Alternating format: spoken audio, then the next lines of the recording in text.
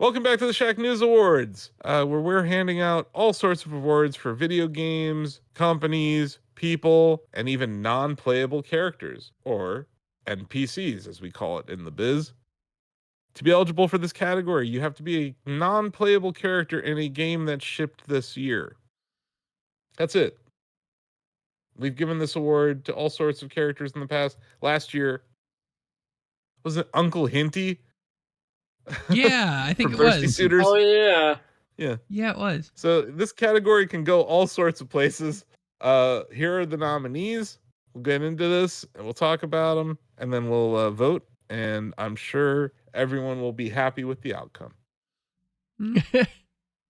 Try that little floating triangle from The Legend of Zelda: Echoes of Wisdom. Technicky from Mario and Luigi Brothership. Gallica from Metaphor ReFantazio. Egon from Elden Ring, Shadow of the Erd Tree. Vincent Valentine from Final Fantasy VII Rebirth. And last but not least, More from Metaphor ReFantazio. Who wants to talk about Try? You reviewed the game, Austin. I want a toy of it. That's fair. That's a good point, David. I did review the game. Yeah. It's the one game I reviewed That's this year. a good point. Yeah, I really enjoyed Try. I like the relationship between Try and Zelda. Try really thinks you're a dummy at first. And like kind of talks to you like you're an idiot. And then starts to kind of learn what it means to be human throughout the game, and actually starts developing empathy. We mentioned a scene with Conde on Heber Mountain where like Try is aware of how people feel and like starts to understand emotions, which is an interesting thing. But also like Try is a literal floating, talking piece of a Triforce. And like just one of the many puns that you will encounter in The Legend of Zelda Echoes of Wisdom. Try's also just a great companion when it comes to the powers that Try unlocks. Turning into the Try Rod for Zelda and being able to just summon echoes and all these things. Like core part of the gameplay, core part of the story. And yeah, a really sweet ending. It kind of reminded me of the end of Kirby and the Forgotten Land, because Kirby and the Forgotten Land, you have this NPC with you also that's like your BFF by the end of it, and yeah, there's something similar in Zelda with that. I don't want to spoil anything, but yeah, great character. I don't know. Anyone else want to chime in on Try or helpful NPC? Super helpful. Well, game would be a lot harder without it. Yeah, I like Try's connection to the gameplay in the same way that Navi was your targeting system. Time. I like that. The more triangles Try has, that's representative of how many echoes you can use. Yep. It's a really the good cost. The cost of the echoes goes down the too. Cost of the echoes. Yeah. And it's just really good visual communication on how the character works, not only as a character but gameplay mechanic as well. And also how he factors into finding entrances to rifts and also how to navigate dungeons. Yeah. He's always, or they, whatever, is always like, oh, my friends are in there. I sense my friends. And like the whole purpose of Try and Try's friends is to repair rifts. Like and they've been held captive inside of these bosses. And each time you beat a boss, you free Try's friends and you heal the rifts in the process. So like by winning the game, your relationship with Try is no longer needed, right? Because like you came together, and Try's the first character in the game to recognize how special Zelda is, before anyone else really gets it, even her father.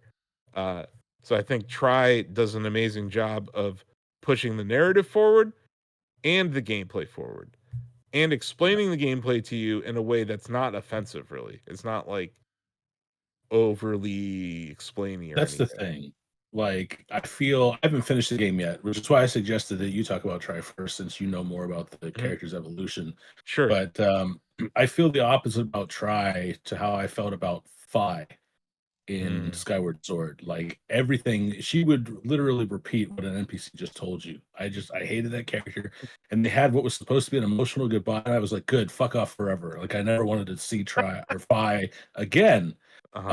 Sorry, Steve, you have this to look forward to if you haven't beaten the game yet. But I love Try. I love Try. I look forward to every interaction between Zelda and Try. I can tell you, the relationship deepens. Because Try had no idea what the world of Hyrule was like, right? Because they had lived in the whatever Nether region. So you watch Try become an empathetic character by the end of the game. So like when you encounter Conde up on the mountain, and it's like Conde has like a really heartwarming kind of story. He's like a really sweet character, and Try's like, we have to help him. Like, whereas early on, Try's like, this is a table, dum dum. Like, it goes from like very early on where Try clearly thinks they're superior to Zelda, like a way superior being. Humans are dumb. Why do humans cry? Like all these things, like very robotic at first. But yeah, the evolution of Try is definitely a part of how the narrative is told. And yeah, like I said, a very, very sweet ending for those two. Have you come across Technicky in Brothership, David? Because I certainly haven't. No, I haven't, not yet. I feel like Ozzy could speak to this, but Ozzy is not with us right now. He's probably the one that's not the flying pig thing, is it? No, no, that's Snoutless. It's a robot or an engine. No, Technicky is one of the like I guess people. I guess you could consider inhabitants of Concordia. Sure, yeah, I could talk about Technicky if you want to move on. Yes, please. Okay, Technicky, you run into Technicky in one of the islands. I don't remember which island is the name of the island, but she gives you your bro powers, your bro attacks early in the game, and then you have to do things for her to get more the further along that you progress the story. She goes through I guess a growing, as it were, because you find out that she doesn't think she's as good a scientist as an inventor as another inhabitant on one of the islands, and she's all down on herself, and you have to help her out. You're talking about a Daphne, right? Yes, yeah. But like I said, she gives you your attacks, your basically your overpowered bro powers, bro attacks that you get from her, and I think. I don't know if she's going to win the category, but she does deserve to be here. Nice. Yeah, you get the Thunder Dynamo, Bomb Derby, Jump Helmet, Flash Clock, and Yoo-Hoo Cannon, all from Technicky in the game. Yeah. So she is an important character that does help upgrade your combat in the game, which the bro powers are very important in that game. So that's cool. Yeah, I just haven't gotten around to playing it yet. Character looks pretty cool too. So next up, the first of two NPCs from Metaphor. Gallica is like a floating Tinkerbell, but also iPod. Like all the music in the game is essentially coming from her. They say that early on, where it's like she's an NPC, but she provides the soundtrack for the game too, which I think is kind of neat. Also, kind of going back to what I said about Try, Gallica exhibits a lot of empathy for other people in the game, but also the main character. We mentioned it in other categories, but there is this undertone. It's not even that hidden, but it's a constant undertone in the game of racism towards the main character. And there are these scenes at the end of the night before you go to bed where you're either reading the book with Gallica or you're just talking to her. And she's like, that's really messed up what happened there. Like, I'm sorry that happened today. And it's just kind of cool to see an NPC talk like that. She's also like how you assess different combat situations. Like, she's typical NPC in like an RPG in that realm, but I think the way she's written and also the design of the character is pretty great. I don't know, TJ, do you have anything you want to add? Are we looking at it? Yeah, she's great. I love the fact that her power is just MP3 player. Yeah. That is such a novel little ability that, of course, would be like the magic of fairies. They're always like whimsical. It's supposed to be charming, and like, what a great thing to put to the fairies is that they just control music. Yeah, it's like bard like too. Like she's like, it's just interesting. She's like your assistant, but also she can detect where the magic, like the dark magic is and stuff. Like she's a very useful character. But yeah, I do think she does a great job of helping push the narrative forward too. He also like the partnership that she has with the main character is kind of palpable too, because she's like super concerned about whether she's doing enough as because of like the way she is. She can't like grab a sword and swing it on somebody, but she's kind of like concerned about herself and concerned about the hero and concerned about the journey and like trying to keep everything in check while making sure that she does her part. And I kind of appreciate that about her. She's not perfect. She understands that her limitations, and it makes her a cool character as she helps out in the game. Yep. And she's also like kind of calling out stuff to you during turn-based combat too. She's like, she provides these, one of your characters is about to die. She's like, he needs to get healed. Like she calls out those things in a way that's not annoying or repetitive. So I think that's hugely important. Like some NPCs in RPGs can get really annoying because the amount of lines they have is just not enough. So it becomes like super annoying. Donald Duck in Kingdom Hearts 3 is what I'm talking about, Greg. No, I refuse. I'm just saying Donald Duck in Kingdom Hearts 3, where he's talking about finding supplies, he says that line like 80,000 times. And that can get annoying. So I think they did a good job in metaphor of avoiding that kind of conversation. Next up, though, Egon from Elden Ring, Shadow of the Erd Tree. What's going on with Egon, TJ? I need to know. How is it spelled? First of all, like, I need to know how it's spelled. IGON.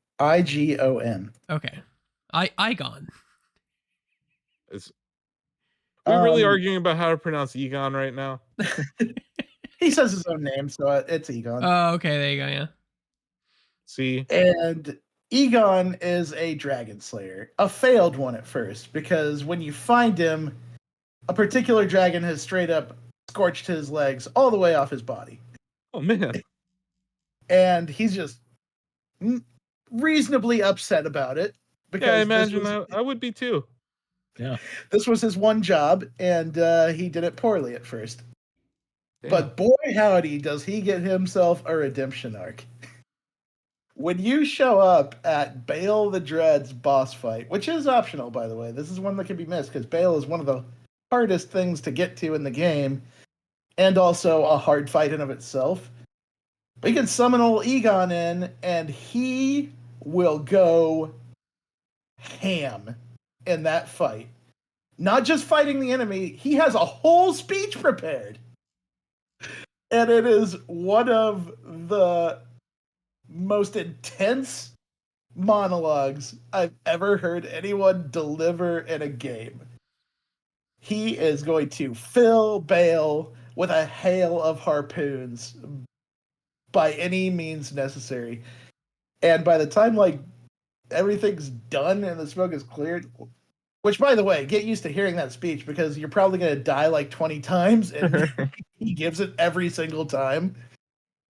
But damn, if you're going to go out like that, if you're going to go all in, that's probably the most intense way to do it. I love Egon. He's crazy.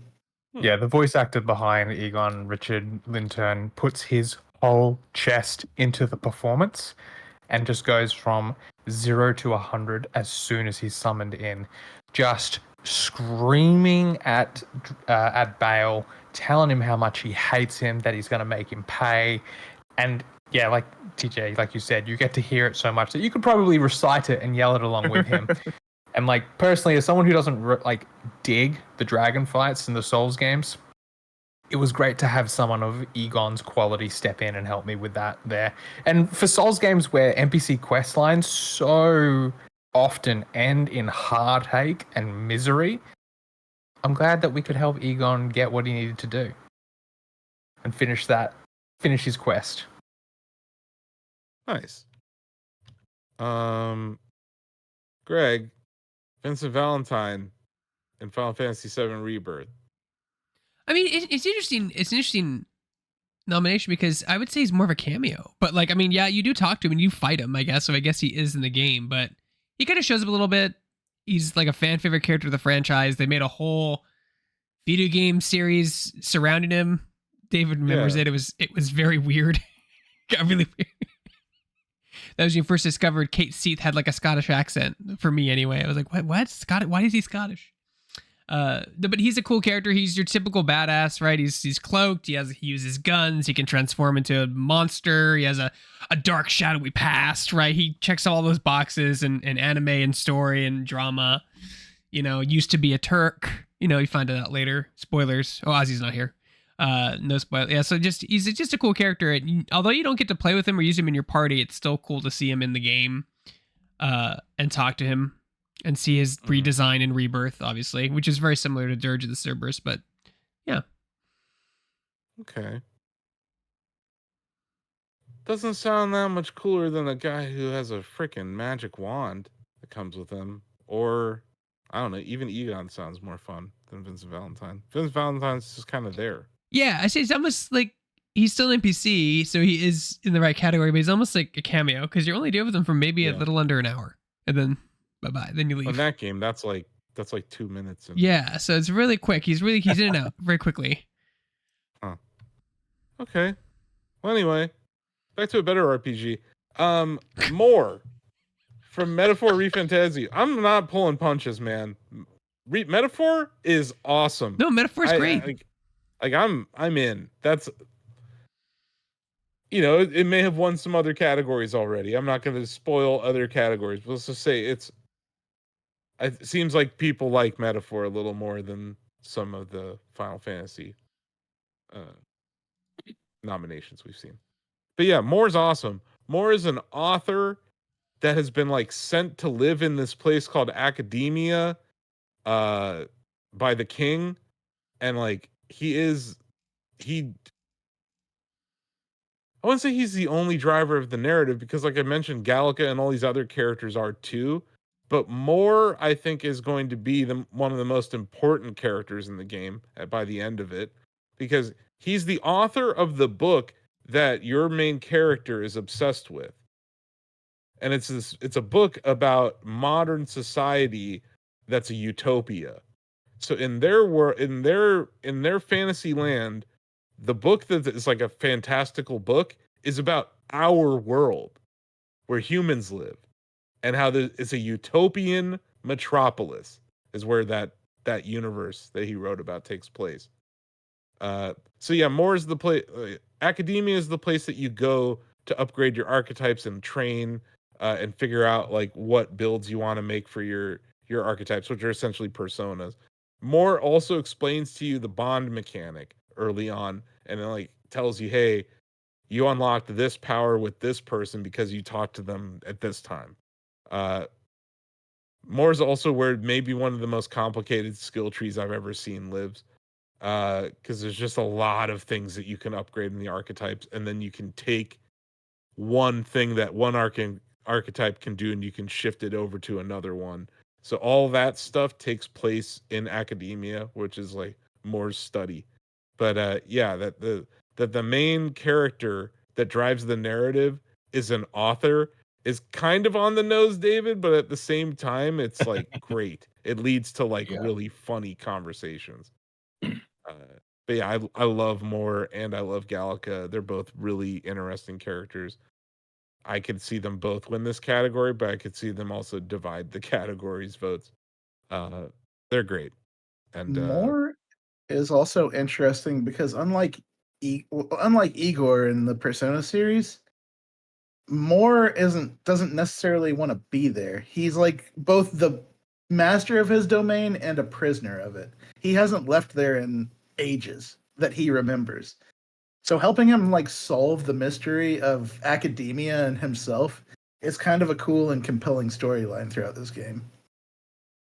Yeah, because he doesn't really understand. The first time you show up, he's like, I don't know how you guys got here. That's kind of weird that you're here and you're asleep, but you're here. Whereas like Igor was just creepy, man. He's got that one big eye and like I like Igor, you but, weird. Oh no, look, he's a great character, but he is creepy. Yeah. and Moore is not creepy. Moore seems like human and like empathetic and interested and like inquisitive, right? Like Moore wants to learn, but Moore also, it feels like Moore knows more than he lets on. And I think that's an interesting part of Moore. So I haven't made it too far to know how this is all going to end, but I think Moore is a huge improvement from Igor because Igor creeped the hell out of me. Yeah, so those are the nominees. I'm gonna get some people's some absentee votes. Yeah, I got Donovan's. I asked Bill. Bill apparently Bill's dealing with his snowblower. It got delivered and it's huge. And he doesn't know where to put it. So yeah. But yeah, we can vote. Let's see. Sam. Oh boy, could you circle back around to me, please, sir? I think I need to hear. Yeah, okay. I'm torn between 3 at the moment. That's fair. Steve? Speaking of 3, I'm going with Try. Yeah. Try is pretty great, man. It just feels like, and I don't mean our awards, but just in general, it feels like people really slept on Zelda Echoes of Wisdom this year because people are tired. Like it, I don't know what's going on because like I feel like a crazy person. I'm like, is that game bad? No, it's great. No, I think you hold it up to Tears, right? And it's another level of Zelda where this is like more old. Like it's not even old school Zelda. Like Echoes, it reinvents it. Like it's a new Zelda game, but I think so too many people like played Breath and Tears, and that's what they expect now. My nephew expected that. It doesn't like Echoes because it's not like Tears. That's what he told me. So he's wrong. I mean, I know he is. Like I'm not saying he's right. I'm just saying I think that might be some of the consensus. It like they literally brought Ultra Hand over, and they brought the entire open world and all the side quests. It's like it's literally Breath of the Wild but top down, and with Zelda. Like, do people not understand how important it is that you can play a Zelda in this game? Anyway, sorry, I digress. David. Ooh, I'm torn between 2. Can you come back to me also? Yeah. Okay. Yeah. Oh, okay. 2 skips. Well, eventually, someone's gonna have to vote here. I know. Benny. I clearly it's gonna get rougher out here about my input, particularly. I'm gonna show out and ring some left, but I haven't gotten to do that yet in these deliberations. Yeah. So that's getting my vote. Egon. Okay. Greg? I don't trust anybody that calls himself Egon with an I that's not a Ghostbuster. I'm going to do Try. Okay. This has the feeling of a runoff. Really? TJ. You don't say. I'm going to have to go Egon.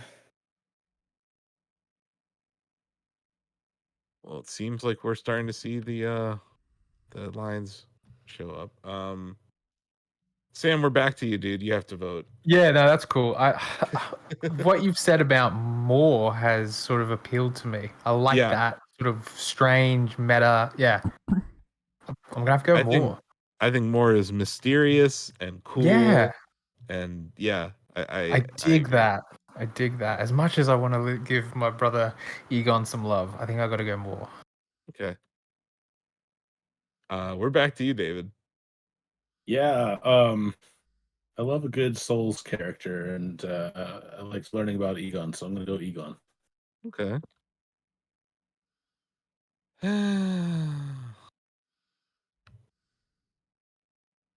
Well.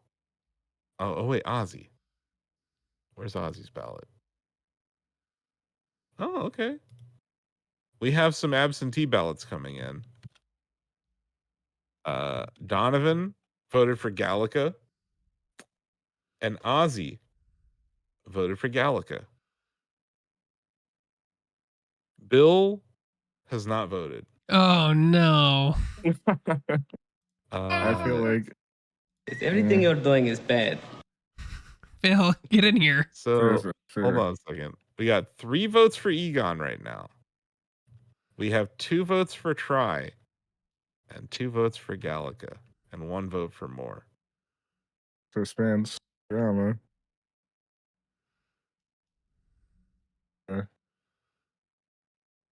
I do like Gallica. Award. I like Gallica. I'm gonna vote for Gallica. And then I have created a runoff here. I got it. So it's Egon versus Gallica now, and Steve, Greg, and Sam. Wait, Egon versus did Try not get 3 votes? Try to not get 3 votes. That's just the most ridiculous shit I've heard today. Quit using samples of me while I'm on screen. It's gonna confuse people. Can't believe Try. I voted, you're using it to react to my vote too, which is even more confusing. I thought for sure you were going to be going for Try. Really? Yeah, because Try's like that useful NPC that helps you. So's Gallica. So's Moore. Like, so is Moore. And also, it's just kind of, maybe I'm tipping my hand a little about how I feel about Metaphor, guys. Like, I think Metaphor is a really, really good game. And Gallica and Try are very similar. Like, the roles they play are very similar. Yeah. And it's, Try's evolution is cool, but like, Try's kind of corny at times. Like, Gallica's like a real character going through shit with you, and then like she leads at times. Like, she's, I don't know. Corny can be fun. Corny can be okay. Yeah, for sure. But like, I'm just, I don't know. I saw how the ballots were coming in. I guess I could have picked Try and caused a runoff there, but instead I don't know. I voted for.